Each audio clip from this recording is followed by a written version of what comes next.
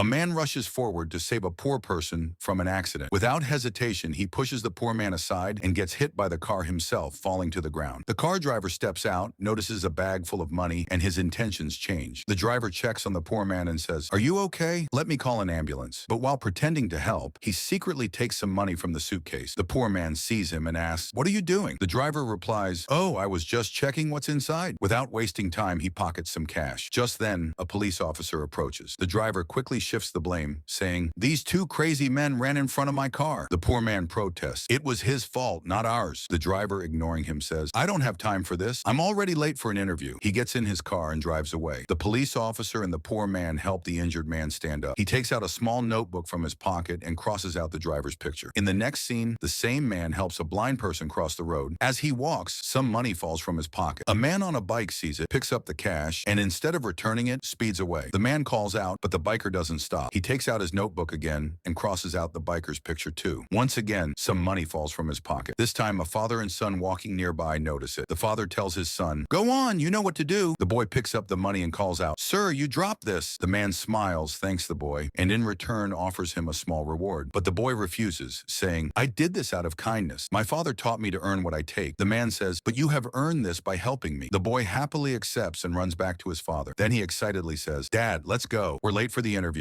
The scene shifts to an office. The man from earlier enters and says, "Welcome to my company. What brings you all here?" Two candidates stand up, shocked. "You? We just met you on the street." The man, now revealed as the company's owner, smiles. "That's right, and I have something for you both." Turning to the third man, he asks, "You brought your son with you?" The man replies, "My wife passed away some time ago. I have no one to leave him with. I shine shoes for a living, but I couldn't afford his school fees. I came today, hoping to earn enough for his birthday gift, a sandwich and new shoes." The company owner nods and says, "Despite your struggles, you taught your son honesty and kindness. And that's why you're the only one who passed the interview." The two other candidates are shocked. "But the interview hasn't even started." The owner replies, "You're wrong. It started the moment I tested your honesty. Only Matthew, this boy's father, passed." One candidate protests, "That's not fair. My resume is the best." The other adds, "I prepared for this interview for months." The owner calmly says, "That's true. You are both skilled, which is why I called you. But along with skills, honesty matters too. And I need honest people in my company." Then he says, "Now return my money and leave." The two candidates, embarrassed, take out the stolen cash and leave. The owner turns to Matthew and says, "I'd love for you to work with me. I will also fund your son's education. And here's something so you can buy him his birthday gift today." Matthew, overwhelmed, replies, "Thank you so much. It would be an honor to work with you." The owner smiles and says, "No need to thank me. It's because of honest people like you that the world still stands. See you tomorrow morning." Matthew nods. "I'll be here on time." Do you believe this man received his reward for kindness? If so, subscribe.